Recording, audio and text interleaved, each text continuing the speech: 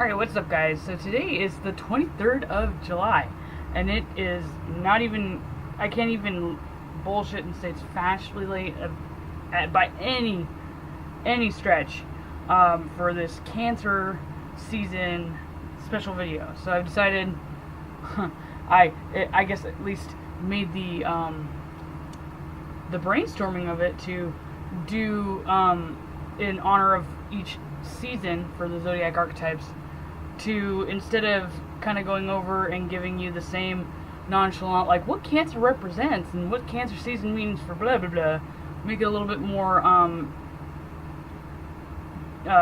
interesting and kind of interactive with some of my regulars, clients, friends on social media that are quote unquote my either voluntary or they're unaware that they're involuntary guinea pigs for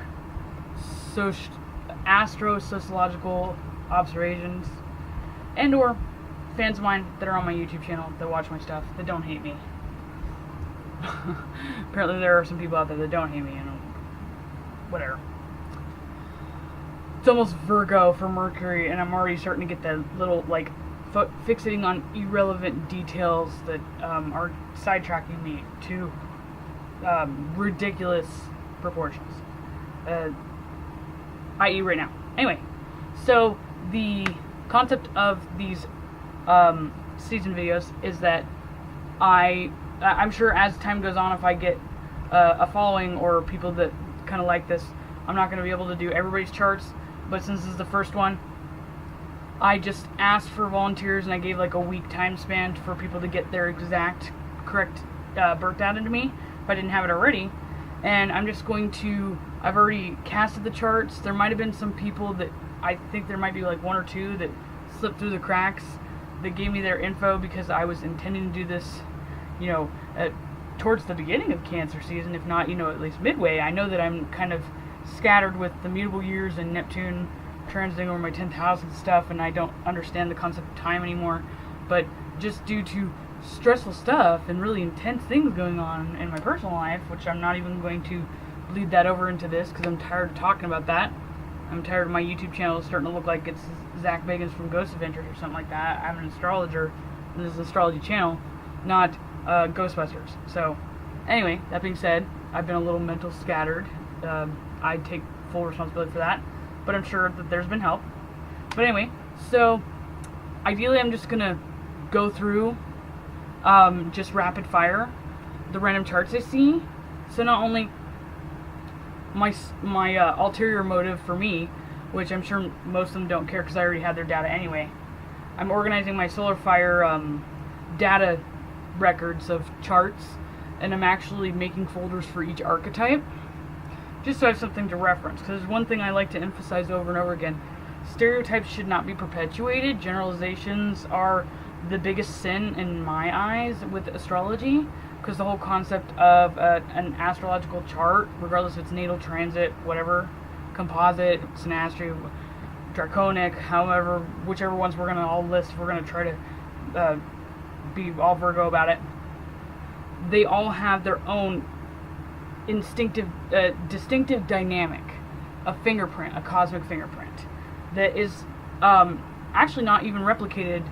I think I kind of went all Virgo Jupiter status when Jupiter was in Virgo, and actually tried to just set charts for somebody who would have like the same kind of lineup. There's at least a 500-year difference in their lifespans. Obviously, the same kind of people will not exist in the same lifetime. So it's important to understand that every single chart has its own correlations, signatures, and strengths and weaknesses, but there is some common denominator themes or kind of natural laws that are attributed to, essentially from a medieval or ancient astrology standpoint, the mythology with the constellations and the mythological deities and creatures or characters that were the elaborated story for other cultures to basically make sure that they're getting the point across of the symbolism of these planets when using astrology or astrotheology for some sort of holy science or mechanism for useful tracking of time and events and stuff. And in fact, that's kind of a rant there. The fact that most astrologers don't even know off the top of their head the correlating mythological deities or archetypes with the planets is the first huge problem with why all astrologers don't know what the fuck they're talking about. And I know I just kind of contradicted myself and generalized things, but I'm just kind of being a bitch because I'm in a bitchy kind of ranty mood. It might be almost Shark Week girl thing, and or it's probably because it's just going to be Leo season, and the sun actually should be going shortly over my Lilith, so that would be, yeah, my Lilith, which is kind of what makes me an asshole, emulated through my self-expression. Just in case I want to try to blame something. Yeah, it's within orb of my Lilith, because my Lilith is at 3 degrees of Leo, and the sun is, as of this moment, at 1 degree of Leo. Conjunct with Vulcan and Mars. So there's that also. But anyway, I'm getting sidetracked and meandering and stuff. Hi, Boo! I'm already being ADHD with my videos, so I thought I'd just break the awkward ice. Just in case you wonder who I was talking to. Anyway, so partially it was because I'm scattered. My priorities are out of whack. It's also been hot as fuck, and I really didn't feel like sweating and dripping in it because I know Boo can handle it, but I hate it. I have a fan pointing at me with an air conditioner pointing at me, and I'm still using a fan. Fuck you, Boo. Who loves you? I don't understand. You don't even have... You have a masculine Mars, which is actually just adding airflow or fuel to the fire, which makes you hotter. But you just sit there and you're like, I love this, or I'm comfortable. The best way I can explain it is that on some level I register that it sucks, but I really don't care. Oh God, I don't. No. No. Let's not go there. I'm getting distracted again. Anyway, so just for the sake of trying to be practical and constructive, let's just go over like what the transits look like as of right now, because i.e. that usually explains a lot, especially with my behavior, and it gives them an authentic observational lesson for any of the audience, and just at least keeps you up to date with the transits going on, which I'm sure some of you, or if not all of you, are a little bit more on top of that than me, because I'm scattered as fuck. And that's also why people have asked me before why I don't emphasize on videos for moon transits, like, you know, doing transit videos. I know that Deborah Silverman, she's pretty cool. She's always on top of doing the moon transits. The moon changes signs like every 2.5 days. I do not have the attention span. Like, I can get really like on a tangent into something, but I'll just like not sleep, not eat, not do anything else. If breathing wasn't already automatic, I'd probably stop breathing in the process of working on something. And I don't care what day it is, how long I've been doing it. I'll just keep doing it until basically I fall over. So that's when I lose track of time, especially the Neptune transit has not been helping with that. So I'll never be able to keep up with moon transits. If you ever want an astrologer that actually kind of knows what she's talking about, that covers moon transits on a regular basis and uploads it to YouTube, Deborah Silverman is the way to go with that. But anyway, so again, we're officially into Leo season for first degree of Leo. Then we already have Mars in Leo as well, and we actually have the moon in Leo today too. It's 11 degrees. It's not actually, it's technically 1 degree away of being with an orb of the sun. So technically, when there's a conjunction between the sun and the moon, it's just your emulated expression, just like your mannerisms and stuff, is just in sync with your feelings. So that's usually when it's easier for you to get your points across, or mixed messages are not usually a challenge. And with Mars being there also, that's definitely more so. So we still have the nodes that are retrograde, and we have Venus that's in Gemini at 21 degrees. We have Ceres that's been in Cancer now for about a week, I think. It's at 5 degrees. And then we have Pallas at 7 degrees of Taurus. We still have Uranus teetering on the end of Aries at 28 degrees. And Eris is retrograde. I actually have no freaking clue when that happened, because, yeah, again, not keeping up with that kind of thing lately. Yeah, it's retrograde right now. And then we have Chiron, retrograde in Pisces still. Neptune, retrograde as well. I've already made a video about that, in Pisces. And then we have Pluto, still retrograde, at 17 degrees of Capricorn. And then Juno's also retrograde, as well as... I always keep getting that one mixed up. Is that the Hygeia thing? Yep. Okay, cool. I'm actually starting to remember what that symbol is. I've added some of the asteroids in there, even though, despite, things that I would be kind of in discord or conflicting with it. I just do it to challenge myself. I have Jupiter opposition with Mercury, so I'm always like going back and forth like, well, this idea is cool, and I'm like, well, that's fucking stupid, and I was like, well, maybe we should give it a chance. Well, that's fucking stupid. And I was like, well, that's just all theory until the theory actually manifests evidence either in front of my face or I find it, and I'm like, well, shit. That's my never-ending struggle.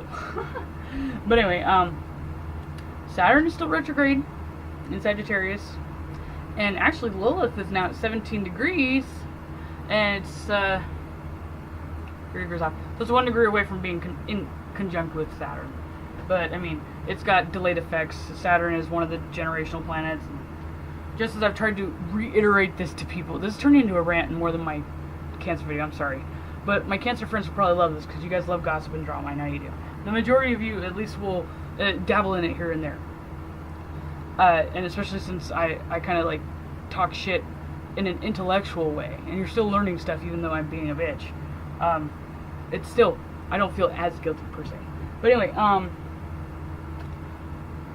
I've had this argument with people, specifically just on Facebook, Facebook astrologers, hobbyist astrologers, that every time, especially like in the mundane astrology group on Facebook, like somebody will just randomly post an event. Like the other day they posted like the swarm of earthquakes happening in the Mediterranean and blah blah blah blah blah. They didn't actually post any kind of aspect, speculations or what they think it might be, or asking anybody what they think it is. Nobody answered them. It just sat there on the wall. So then I just saw it through my feed. I'm like, Mars opposition Pluto with within orb of a conjunction with Vulcan. That's pretty much the gist of the excessive amounts of earthquakes, because Pluto's associated with earthquakes, and Capricorn associated with Saturn has to do with the foundations and crust and the actual tectonic plates and shit. And Uranus, Pluto square has been causing all the volcanic volatility, the magma changes, the like the huge environmental shift from basically the precession tilting the Earth's axis, and it's like the rays coming from the sun are just melting the ice cap on top, and it's like putting a heat lamp on your glass of ice water, and then the ice cube starts to melt when you point it right at it. So we're having this huge violent shift of cold and hot winds or whatever, and just air pressure that's fucking up the inside internally, because as above so below, and that's primarily because of Uranus Pluto. So since there's already symbolism with Pluto being associated with earthquakes, it's automatically going to be Pluto, and Mars being essentially the ancient association or extension of Pluto, or Pluto vice versa. It would make sense that they both actually influence earthquakes or instability and or even volcanoes. Pretty self-explanatory. And then somebody goes, it's out of orb with the opposition. I'm like, oh, so the equinox happens like at the start of Aries season every year. But is it spring weather then? Are all your crops aware that it's the equinox? Are they blooming yet? And I'm sure there's going to be somebody out there that's going to criticize me. I'm not a Taurus, I'm not an earth sign. I don't do good with agriculture. So, I don't know what the fuck blooms on the equinox, but I'm sure there's something. It's just an example. Theoretical. Hi, boom. Right. But anyway, Jupiter is still in Libra at 15 degrees, and then we have, I've added Vesta in here, and it's Virgo 2 degrees, and then the trans Pluto, which is actually a midpoint between Saturn, I think it's Saturn and Pluto. I know it's kind of like how Pluto's supposed to be doing some sort of drastic, intense transformation. The subtle kind of, I guess, ricochet or deflecting of that transformative energy or destructive kind of forces that's causing the transformation. Eventually that energy, as intense as it is, has to propel somewhere else. So it essentially propels to the trans-Pluto midpoint. So I figured I'd put that in there. I know a lot about Pluto and Plutonian, and I felt it was important for me to be aware of. Then Mercury is in Leo at 27 degrees, so we're going to be going into Virgo soon, and I'm already feeling that because I'm always a couple days ahead, and I can tell when I'm just being really ridiculously, like, detailed to the point of not being constructive at all. The point of dwelling too much on the small details and not getting the job done. Thanks, Boo. Yes, that's exactly it. You'd know best. Virgo MC over here. Yep, it's a blessing and a curse. Yeah. But anyway, so 15 minutes in and I haven't even talked about any of the cancer shit. So, let's go ahead and just do this on the fly. So the ones that I do have is Matt. And he was going to be a volunteer whether he wanted to or not. Luckily, he's willing. My friend CJ, and then my friend Luna, and my friend Doug, and then Christian, and Ryan, who's my plutonic cancer friend from... Even though technically Luna's my plutonic cancer friend, and CJ's technically my plutonic cancer friend, and so is Matt. So I don't know where I was going with that, but I automatically associate that with him because all he reiterates on Facebook day and night is that I have Scorpio rising with Mars and Saturn on the ascendant, and I'm like, he's like, that makes me cool, and I'm like, you have 2 malefic conjunctions on your ascendant in Scorpio. If that were me, I'd be, I wouldn't, it's not that I would be proud of that, I'd be proud that I'm still alive and I have that. But I wouldn't necessarily say that that's like the best aspect ever, but I'm not trying to beat Matt up, and of course, not Matt. Ryan, there you go. Yeah. I beat up Matt all the time, he likes it. Anyway, so I know I had other cancers, I know Dylan, he was trying to get me his time. He gave me his time once, and for some reason, that data's not on my laptop anymore, and he apparently forgot what time he was born. After just about a month ago. So anyway, if I forgot you or I didn't have your data in here, I'm sorry. I was trying to be thorough and follow through with my obligations and find all the people that I kind of lost in the woodworks. But at this point, it's almost to the point where I'm gonna give up and not even do this video if I don't do it now. So I'm just gonna do what I got. So Matthew, let's just actually go through the list here with the dates. So Matthew is actually born almost as a Leo. In fact, if he would have been born about 4 or 5 hours later, he would have actually been a Leo. So that's the 22nd of July, and he's 1981. So he's the Pluto Libra generation. And then my friend CJ, she was born on the 8th of July, 1982. So she's in the same Pluto generation as Matt. And she's actually fairly close to him too. What's her rising? She's a Gemini rising. Oh my god. That's why we get along so well. And we just randomly ramble and talk shit about stupid random things. Her and I went on a tangent about lye and soap the other day. For like an hour. It was intense. Anyway, my friend Luna, she was born on the 17th of July, and she's actually in the Pluto Scorpio generation. She's towards the end of it. She's born in 1994. She's an Aries rising. Well, that definitely balances out all that water, and that's also why she's probably like volatile with the emotions and the hot and cold thing. But anyway, then Doug, my friend Doug here, he's also in the Pluto Scorpio generation. He's born July 6th, and that's 1993.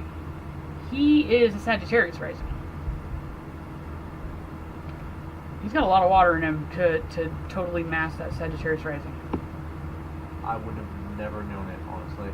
Yeah, and see, that's what I'm getting at, too, because everybody emphasizes, like, your ascendant sign is so important, and then if Doug were to be, like, if Doug were in my shoes right now and he went to YouTube and he searched for all the ascendant rising associated description videos and he listened to Sagittarius, he'd be like, astrology's bullshit, this is stupid.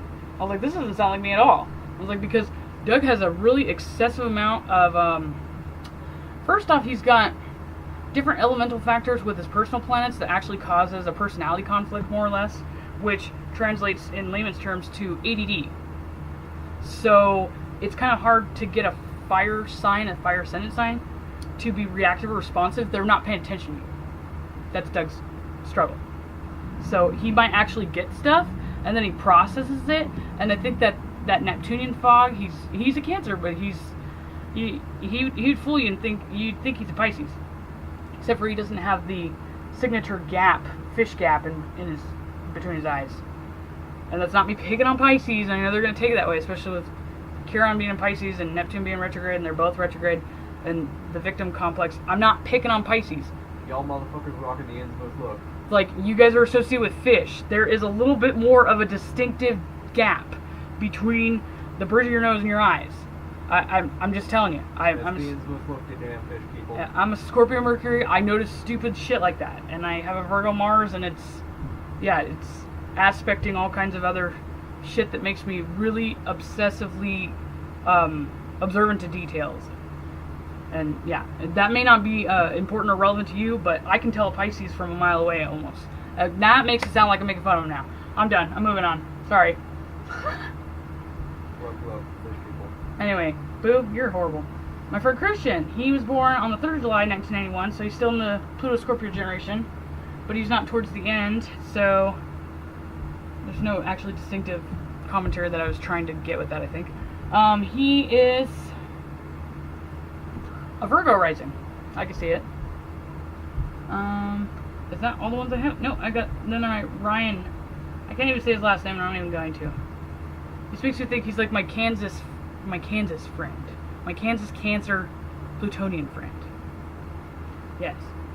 So he is, as I said, a Scorpio rising, and he's got Saturn on the ascendant, only 1 degree off conjunct with Mars, and then he was born in 1984, so he is on the very end of the Pluto Libra generation. It's at 29 degrees actually in his 12th house. That's pretty interesting. Challenging. We'll definitely get into that a little bit more in detail. So, all over the board we have a couple Cancers that have Libra Pluto and Scorpio Pluto, or specifically the distinctive generational influences that will change them. So, obviously the Scorpio Pluto generation ones are going to be the more plutonic, kind of dark or into taboo sorts of things, as opposed to the other ones. So CJ, although all of these people, since I just said that, are actually in some subtle way Plutonians or have Plutonian signatures. Essentially, I attract Plutonians to me naturally, so it's safe to say most people that associate with me and don't actually want to kill me are probably Plutonic. They're going to be the less, really, I guess, intense or controversial Plutonians. So that'll be Matt, CJ, and Ryan. If you actually talk to them just at face value for a couple minutes, you wouldn't actually pick up on the Plutonic intensity per se with them because of the Libra-Pluto thing. Libras are, I mean, I'm a Libra, but I'm a horrible Libra. They do hold back, and they're kind of socially strategic, but it doesn't really go any farther than that. I don't think they have the capacity to go farther than that, and I can definitely attest to that because I used to have that problem. Boo, why are you here? You are not a Cancer. You can be an honorary Cancer technically, but Honorary Cancer. you might as well be. He's a Cancer moon and all kinds of shit. Honestly, I just wanted to lay down for a second before I went on a walk, but okay. That's okay. Whoa! What tried to kill me? Okay, nothing did. Alright, we're good. Calm down, Neptune retrograde, really. So, Matt. First thing I see when I look at Matt, I'm going to try not to get too personal or pick on people. So since he is a Leo rising, his key planet is going to be the Sun. So the Sun is in the 12th house, and it's in Cancer at 29 degrees. There's apparently a lot of references that I've read that are older texts that say the later degrees are supposed to be the more evolved souls. I can understand that to an extent. I know that Matt has his vices and his gifts in certain ways, but I think also the fact that a couple of those 29 degree planets being in the Neptune house, and that kind of, the Neptune house is like a wild card. It doesn't necessarily either mean that you're going to win either, or it could be like one of the blank kind of cards or something like that. You could potentially find your way through the fog, or you could be totally fucking lost in it your whole life. Since he has the Sun that's associated with self in his 12th house, his sense of identity and self will be at a loss to him, or he won't necessarily understand who he is or embrace who he is until later delayed in life. And with it being conjunct with Pallas means that when he does, he's going to be very defiant and combative and rebellious. He's going to be like the equivalent of like a sheltered, like strict. I think of my friend Danny. She's Mormon, and it's not picking on her religion or anything, but her parents, didn't let her do anything in particular because it's kind of their culture, their customs, and she wasn't allowed to go out or watch R-rated movies. I got in trouble for doing that with her a couple times and giving her nightmares. So she was super sheltered. So the moment she turned 18, we both turned 18 at the same time, she just like, I'm just going to go meet some random guy off the internet to go on a date with him. I don't have no idea who he is. I'm going by myself. I'm going on the Las Vegas Strip. No big deal. He looks cute. He's nice. And luckily I've had experiences because I wasn't sheltered. And I decided to ask her where she was going, and I ended up intercepting him actually trying to physically sexually assault her, and that's what I'm talking about. So the whole sheltered thing, so his identity's been sheltered, so when Danny just decided to go off on a tangent, and now I'm picking on Danny now, she might get embarrassed. She is a Cancer rising. But when it finally clicks and it dawns on him, he's going to be like a wild child and not going to listen. Danny never listened to a damn thing I said, no matter how many times she did stuff like that yet again. It took a couple years before she finally caught on. So with him having a fire moon in Aries, no less, and then actually having squares to his Mercury, his Mars, and opposition to his Jupiter and his Saturn, it's definitely going to be, I would definitely take a couple feet step back, personally, if I were present when this actually transpires. So that's just a kind of a gist with that. I figured I would just emphasize on the chart ruler of that. So again, since he's a Leo rising, the sun and the distinctive, like, bigger chart signatures that are associated with the sun are going to be a dominating factor with this person. And other than that, I always look at trauma signatures, but I'm not going to get into that on here because, yeah, that's getting a little bit too personal on that. I told myself I wasn't going to do that. So then we move on to CJ. CJ again is the Gemini rising, and I think actually the transit for Venus right now is in the same degree as hers. So, Gemini Venus, those are people that are kind of confused about their love life. They kind of they have a taste of this and a taste of that, and they don't know necessarily what they want. It's not necessarily always going to pan out that way. You would actually look at aspects with the moon or the element or the place on the moon, because if there's a conflict or a stressful aspect between the moon and Venus, that's actually when need versus want actually becomes a lifelong challenge. So your moon is supposed to be fulfilling of your needs. Like, you can have the hottest guy ever, but he can be completely gone in the head and inept. And as soon as, your infatuation with his pretty face wears off, then you're like, what the fuck am I doing with this guy for? Then you'll just dump his ass and go with a guy who's maybe not as attractive, but is at least stimulating and engages with you, because that's something that you need, especially with her having an air sign in Venus. So she has a trine to her moon, actually, because it's in Aquarius, and that's actually emphasized on a trauma signature as well, and I bet you that aspects her Pluto, doesn't it? Yep, squaring Pluto. So there's that. Pluto has to do with power and abuse, and so it's not necessarily guaranteed to be a trauma signature per se, but definitely if it's ever aspecting anything in Aquarius or Uranus, it's a non-negotiable trauma signature. But anyway, so with her being Gemini rising, Mercury's going to be her key planet.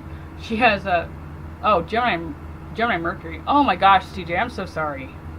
I'm not saying that that's awful, but I totally understand your pain, because it's almost kind of like how I've been the last few weeks. Totally scattered. That makes sense. So she keeps talking to me about, I'm going to get a reading done, and then she forgets what we're talking about, and unless we actually clear the air and just get everything off our chest in the moment we're having a discussion on social media, we'll both forget what the hell we were talking about, even if it's the next day. I totally understand. It's at 28 degrees of Gemini, and again, that makes me question the whole later degree is supposed to be a higher vibration of that. Maybe she's the most focused Gemini Mercury of the bunch, more or less. But anyway, so aspecting with her Mercury, she's got Lilith in opposition. Interesting. And Juno conjunct with that. So, well, she, I think she definitely has kids, so she's definitely going to be one of those mama bear kind of people that if you ever touch her kid, she will be a snapped episode. That's definitely sure.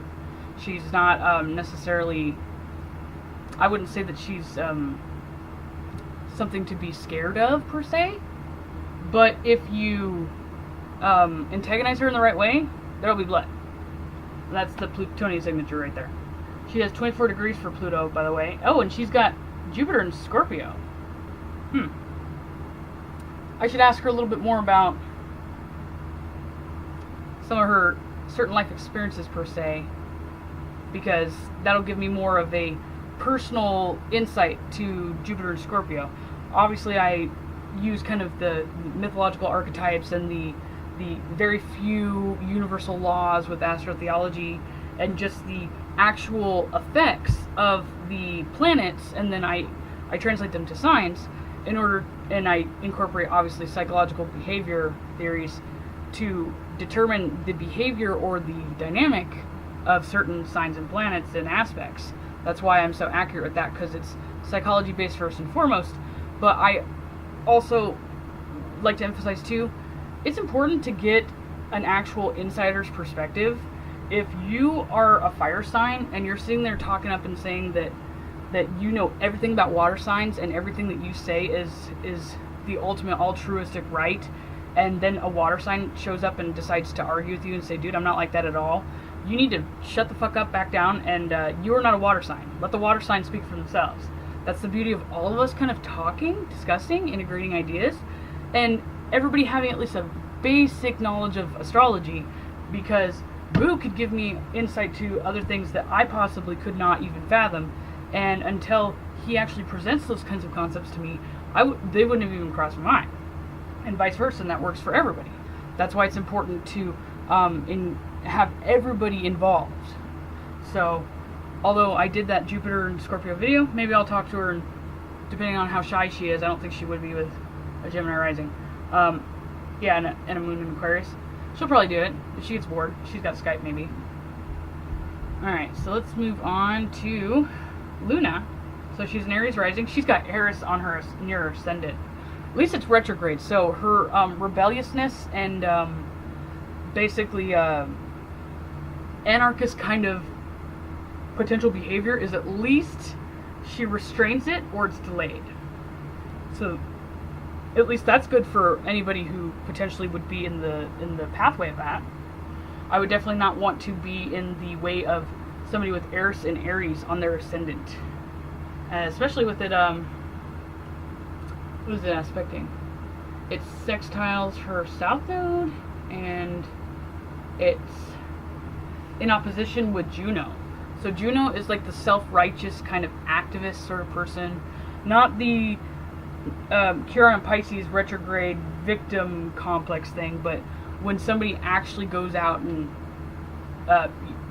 stands up for somebody that can't stand up for themselves. Like, for example, with me, I think it was about a month ago, there's a random homeless lady that's like, down on one of the main avenues of the town I live in, and it's right down the street from a Salvation Army that I go and clear out their book section regularly. And I know that essentially half the reason why the Salvation Army exists is because they're supposed to freaking help the needy. So as I was driving by, I kind of spaced because I was going to go give her some water, but she ended up not wanting it because apparently people in this community still have a soul to an extent. It is part of kind of the red part of the state, so people actually have some morals or, whatever, sense of community, more or less. Yeah, so I tried to go give her a pizza and some water, and I was wondering why she has so much stuff. I figured it was just because she never moves. It's actually piles of stuff that people have been bringing her. So I guess, thanks to Salvation Army for not doing your fucking job, but at least the community did it. So I actually went straight down to the Salvation Army and I said, localism. Yeah, I was like, since I shop here regularly, I felt like I was justified in coming and talking to you, and don't take this personally that I'm attacking you personally, but do you see the old homeless lady down the street? And she's like, yes. And I'm like, I'm sure you see her when you drive to work, right? And she's like, well, yes. And I'm like, have you or your boss ever thought to think maybe you should do something about her being homeless and needy? And then she's like, huh? And I was like, don't you guys have a hotline or something? Or don't you guys go and do something? Give her somewhere to live? Like, it's in the middle of the summer, it's hot. And she's got an umbrella, like, holding over her in a wheelchair, so she's clearly hot. And then she goes, well, we have a hotline number. And I'm like, so where is this? He's like, this isn't the location that actually helps people. And I'm like, where's that location at? She's like, on the other side of Wenatchee, on the south side. I'm like, so it's like 4 or 5 miles away. And she's like, yes. I'm like, so it's a phone call away, and it's 4 miles away. And she's like, yeah. I'm like, interesting. And then the phone rings, and I'm like, go ahead and get it. She gets off the phone. I'm like, I see you know how to use the phone. That's interesting. So that kind of scenario was my Juno and Aquarius basically manifesting in me going on a tangent to stick up for that lady because she fucking needed some damn help. She couldn't have done that herself. She's in a wheelchair, for God's sake. And she apparently feels guilty and doesn't want any help, which I'm sure that's Chiron Pisces retrograde, and she's feeling even guilty for people giving her stuff. But anyway. So, with her having Eris position Juno, it's definitely she's gonna definitely have incidences like that in her life, and with it in her first house of self, and then Juno in the house of others, she's definitely going to be confrontational, combative, or to the point of maybe even volatile with others in general.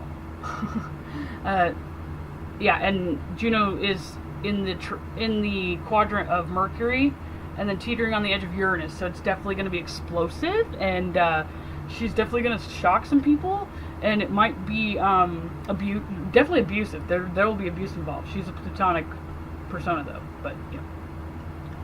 Interesting too. Just notice she's got Saturn in Pisces, and it's in her 12th house.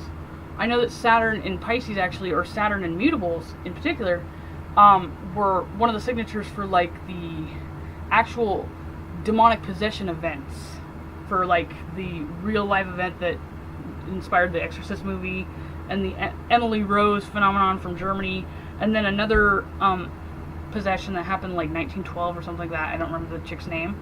I'm not saying she's going to be possessed, but that explains why she's just as popular with the ethers and stuff. I'm not going to go any further than that, paranormal stuff than that. But that explains why she's popular with them. That being in the 12th house as well. And it's it squares her Mars. Yeah, I'm right there with you. I'm Saturn square Mars. And then it trines with her Jupiter in Scorpio. She's got Jupiter in Scorpio too. Oh, interesting. Wow. Alright, so Doug. I'll just move on to Doug here. So he's a Sagittarius rising. Hi, Doug. Even though you could have fooled us. So Jupiter would be his ruling planet, and it's in Libra. So Libra's pretty much docile, timid. Boo actually has Jupiter in Libra too. So that would kind of actually explain why his potential fiery ascendant is definitely watered down or diluted, or the fire's blown out more or less. And it's got an opposition with Lilith. What the? Okay, I'm starting to notice a pattern here. Why are all my close friends like? That's weird. They have one of the mental planets directly opposition with Lilith. It's interesting. So anyway, then we have trines to his Venus and to his south node, retrograde. Venus is also in Gemini. So he's going to be confused on what he wants, or he's going to go from like one type to another type. And actually Jupiter being in Libra in his 10th house, and it being actually in opposition with Lilith, since I'm a manifestation more or less of Black Moon Lilith, the opposition between Jupiter and Lilith would actually manifest as me, or some kind, sort of manifestation of me. It could be a person or like an actual event, is directly causing some sort of tension or challenging his beliefs, ideations, or what his perceptions of Libra associated themes, which would be relationships, love, partnerships. And with it being trine to his Venus, it's actually because Gemini and Venus is, split, that's not supposed to be a pun, about what they want or what they actually are attracted to, because he has some sort of confusion more or less with maybe his love life or his relationships in general. It's the trine to Jupiter and then opposition Lilith that he's going to have some sort of insight from an external source that, because Lilith's in the 3rd house as well, communication. Some sort of external source is actually going to help him evade the not so good alternative decisions he makes within his relationships on his day-to-day life, which makes sense why he kind of contacts me and asks for my input just briefly here and there. I mean, we're friends. He'll just go like, should I do this? And I'm like, probably not. Like, it's 5 seconds. I don't even care. I know some astrologers, especially the YouTube, celebrity ones, they go, if you want a question answered, you have to pay me $20. Or you need to schedule a consultation. I actually love what I do, and even when I'm just answering stupid, silly questions like that, if he really needs some help or needs a reading or something like that, he'll get one, and he has.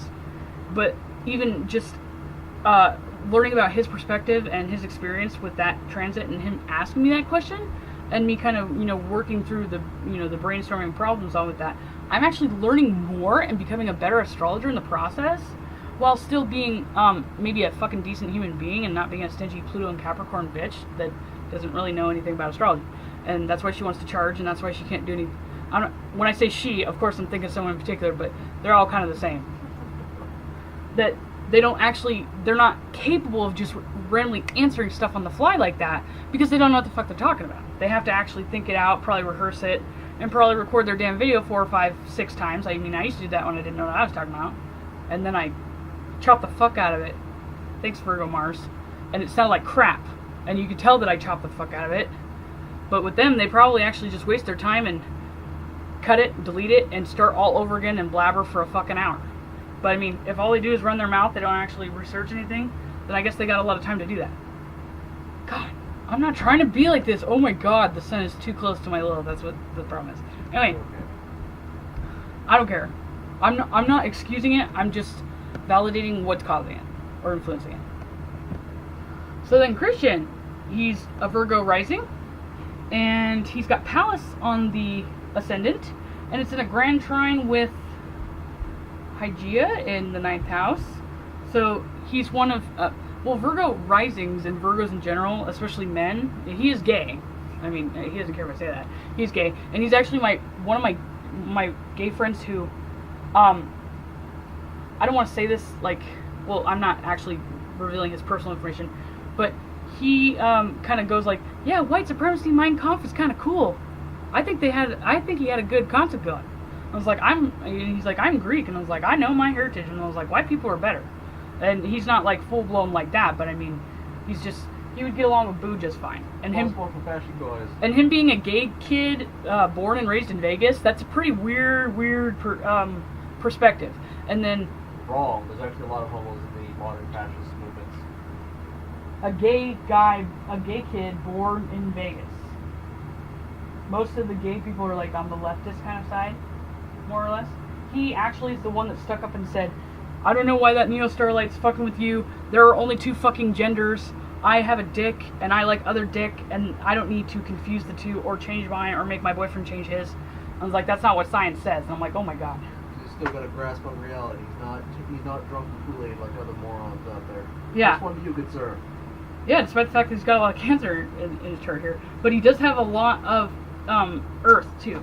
So, Pallas on his ascendant would associate with him being rebellious towards anything around him, and him actually nitpicking stuff would be associated with the Virgo ascendant. So the grand trine with his Pallas to the Hygeia and then to his Neptune and Uranus would emphasize that he's one of those, he's already gay, so he's, what am I thinking of, Boo? The ones that are really like super, I'm having a brain fart. The ones that are like super clean and like Virgos, you always look at them and like, is that guy gay? And it's like, no, he's just a Virgo. Metrosexual? There we go. That's the word I'm looking for. He's very, very metrosexual. He's very, very clean. I mean, a lot of gay guys are, but more so. And that would make sense with his grand trine with that. So, him being a Virgo ascendant, Mercury would be his ruling planet. And where is Mercury? It is In Cancer, 29 degrees. So this is another emphasis on the last degrees being the higher evolved. And aspects to his Mercury, he's got a trine to his moon, so he's got a moon in Pisces. So he doesn't have a personality conflict between his moon and his Mercury. One thing about Matt, he has a fire moon and he has a water Mercury, so that elemental clash naturally causes a personality conflict. So that would explain why... Literally what he thinks and feels are opposites. Right, so it's cognitive dissonance internally, naturally. He doesn't... That's with everybody who has an elemental clash with their moon and their Which, sun. I'm in the same boat, so I understand your pain. Yeah. So you contradict yourself all the time. Bye, boo. Yep. Alright. If you go to sleep, give me a chia. Okay.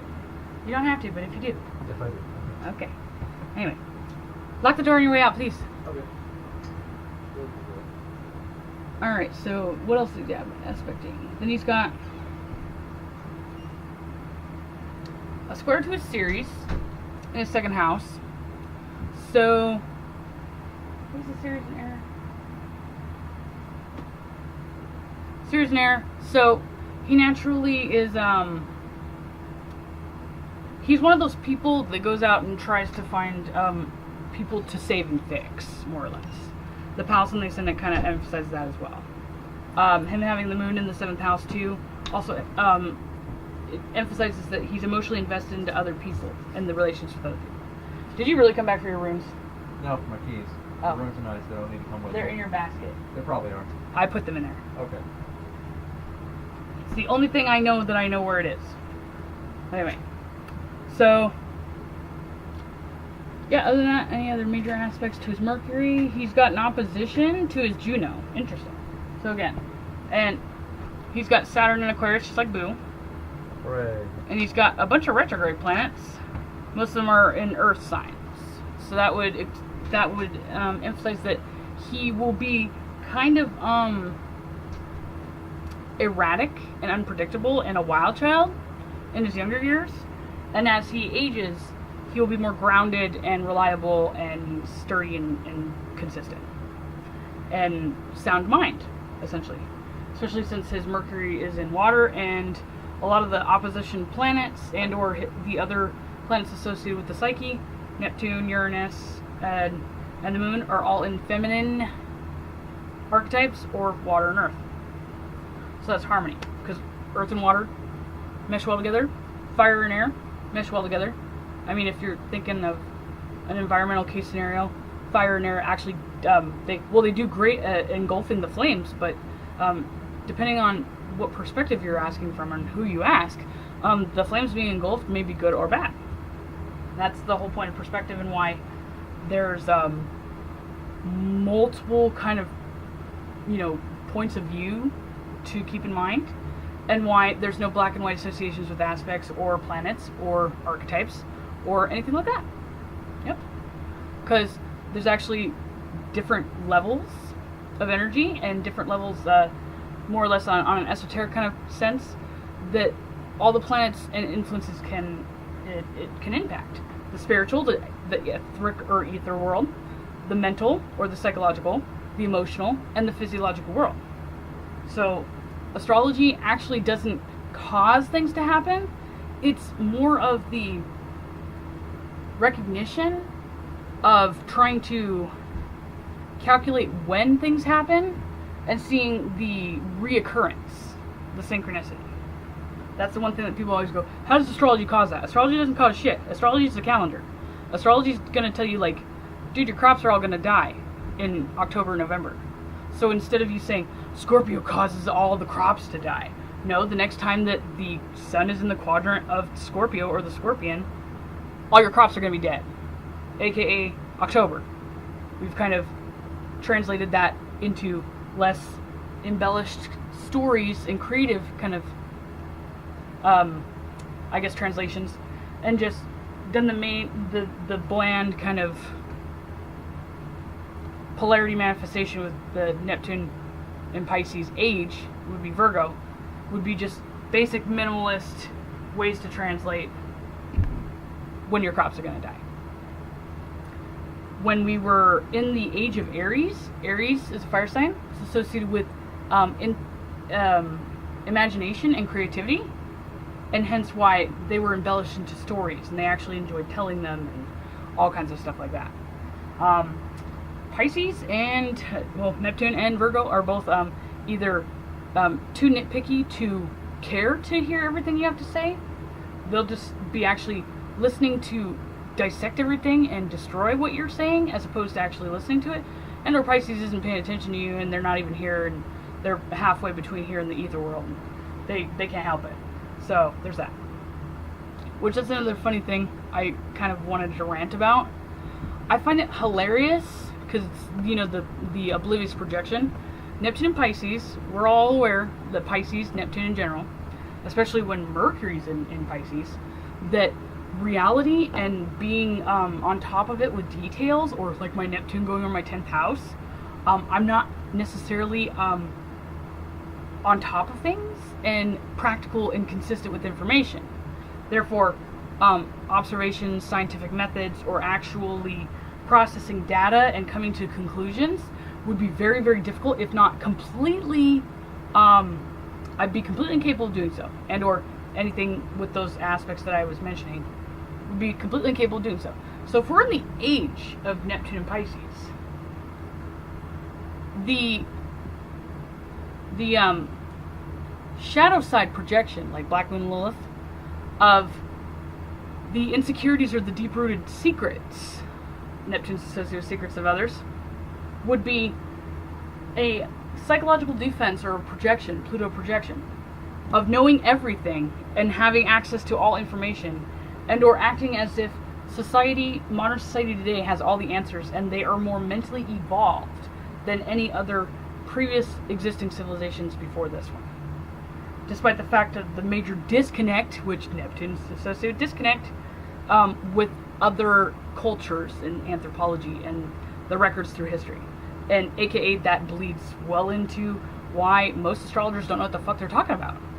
Because, again, they're embodying the epitome of the Neptune in Pisces age, which is they don't know what the fuck is going on, they don't know what they're talking about, they don't know where they came from, and they don't even know what's the matrix, what's real, what's not.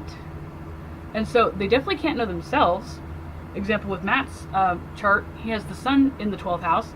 He's pretty oblivious to, you know, his self-expression, or he has been inhibiting it, or environmental factors, actually, when you look at the aspects, have been inhibiting it, and he hasn't, he's either been deterred or found difficulty actually digging and exploring his actual self-desires, expression, and the way that he would actually want to emulate himself in his life. Which, that's why I've told him that his midlife crisis, which is in about 5 years, is going to be really intense and really scary. And when I say scary, it's like not super scary. It's kind of like a normal day for me. But it'll be very intense and overwhelming for most people. But anyway, so Matt is a great example of that. Him having his sense of self in the 12th house. He's oblivious of his self-awareness and self-expression and whatever. So if you just think of the self, or collectively people or society, being oblivious to fucking everything, because Neptune in Pisces is not just, you know, the sea, it's the tsunami that then comes and engulfs everything and everybody drowns. Or the ice cube melting and completely submerging all the land. And that was not supposed to be a Freudian slip of some sort of event, and if it is, I'm sorry. And then technically I don't feel sorry, because if you actually knew science, you'd know that that's going to be an inevitable event that will eventually transpire. But Nostradamus did mention something about a four-year drought, so maybe it's going to check and balance itself at some point. But anyway, this was ridiculously ranty, and I don't even think I did more or less justice for the Cancer emphasis on that. Only other thing that I'm thinking of now that I have the charts up, Luna wants me to make her, I love doing custom work, like, you know, some of my gemstone jewelry or whatever. I love doing custom work primarily because I'm not necessarily great at mass producing things. Essentially, that's, you know, not my nature. Not just because I'm inconsistent, but mass production is usually done by, you know, industrial mass production or machines or an assembly line.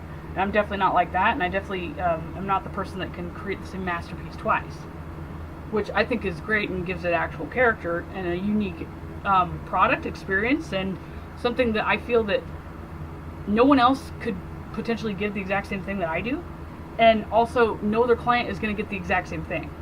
I feel like it's actually making a genuine connection and personal touch to any of my work with clients, regardless of they're friends or not. Most of my clients become friends if we hit it off. Some people will just randomly, email me and say, "Can I have a generated chart?" I'm like, "Here you go, yeah." But it actually turns into they're more buddies with me or friends at some point or another after the fact, which is cool. Just helps me with my astrocycle analysis research more. But anyway, she wants something for protection, because I emphasize the whole Pisces, Saturn being associated with ethers. And also, by the way, Uranus as well as Saturn are the planets that are associated with ethers. In fact, my medical dictionary, my astrological medical dictionary, I was randomly skimming through it for something like chakras. I was looking up like chakra associations and body parts with archetypes or whatever. And I was just randomly going like by ears for Taurus, and I saw ether in there. Like, you'd be amazed how much I just actually skim and have tunnel vision over stuff if I am not really interested in that subject matter. Because I highlighted stuff up and down right around that, and I'm like, wow, I never even noticed that till now. Like, ether's associated with Uranus and Sagittarius, which makes sense. Uranus is the modern ruler, or the modern association with Saturn, and Saturn is the keeper of souls. And even if you listen to that really creepy, radio, astronomical radio or whatever transmission of Saturn, the quote-unquote, propelling chaos of Saturn's ring sounds like soul screaming, which Boo actually speculates that one stupid YouTube video where they said there's this hole somewhere like that people have found where they hear soul screaming from. It sounds like a clip from that damn Saturn audio, which makes sense. But anyway, so she wants some sort of protection from the ethers, which citron quartz at least keeps them off of your etheric. I know I've showed this in other videos too, but I might as well. I always feel like I'm just repeating myself and being obnoxious, but I get sidetracked too, so who knows if I've even actually thoroughly said it. But that is associated with the etheric, the ether. So if you actually wear, it's the citron quartz, it's associated with lithium, fire, and purification. It actually keeps them from basically penetrating your physiological body, because that's how ethers can essentially make you sick. Because if a lot of physiological illness is triggered by mental stress and or emotional, volatility or trauma, then it would be some sort of mental or mental energy or something influencing you in your environment that stresses you out, and then it eventually manifests into physiological illness. So if you want to expand a little bit more and be a little bit more philosophical, or critical thinking status, not Marxist style, but just kind of building on concepts with theology, and humor the idea of the ether thing instead of just following the very streamlined, basic biology kind of observations with that. Because science and biology says that yes, some sort of mental manifestation of stressors or emotional transpires, and then eventually physiological symptoms surface. Yet it doesn't tell you why it does that.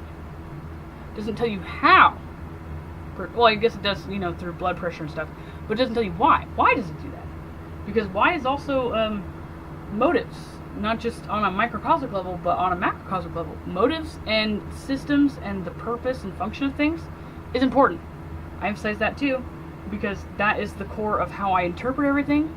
I understand the function and the yin-yang polarities and how they kind of actually chemically integrate with each other. So it's actually kind of taking vague scientific concepts.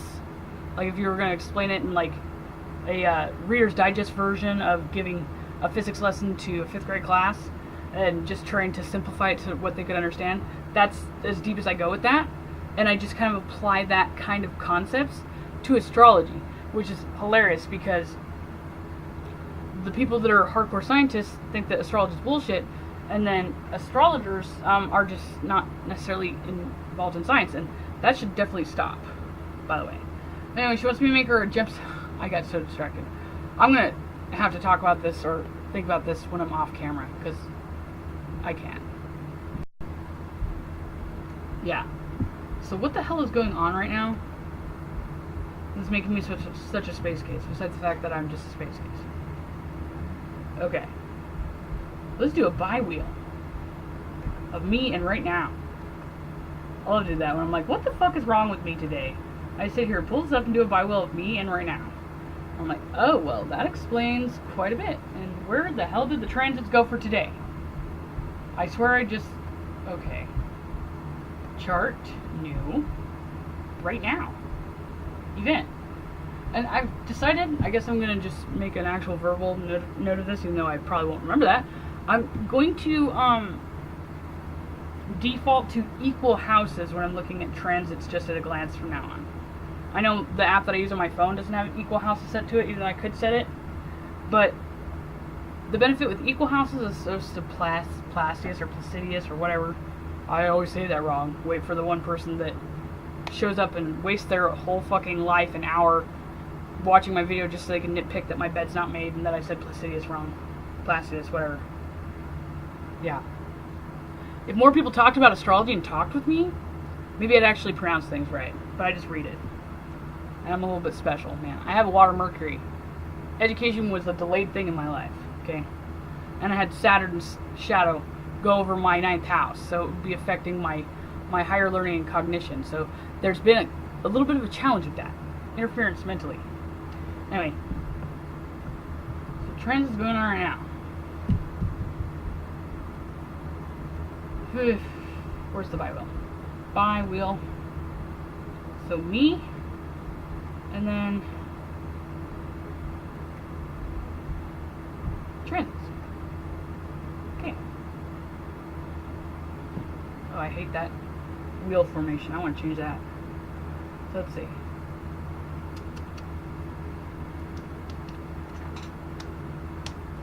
What the hell is wrong with me? Oh God.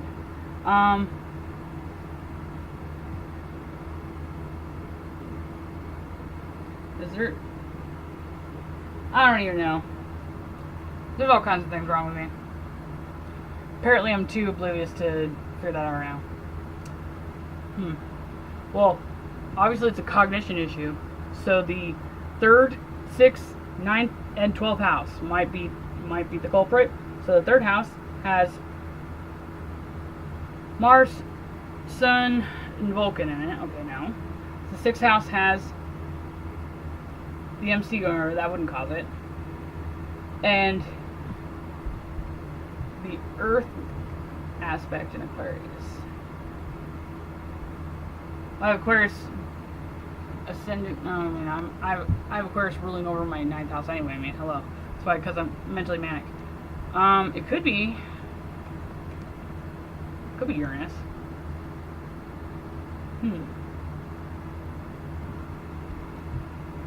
Often experiencing intuitive flashes or may initiate or join unusual institutions. That it is possible that you will probe into the human psyche in an unusual fashion. Well, that's saying something.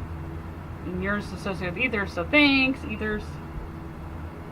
Me trying to actually create psychoanalytic theories with ethers is pretty funny. Palace.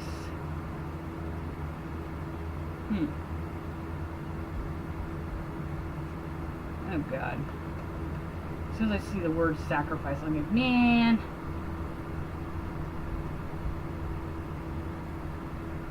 Ugh. Okay, where's... Dude.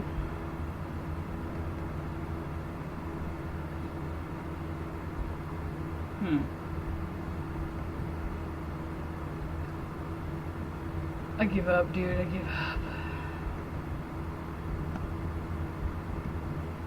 Rulerships, info.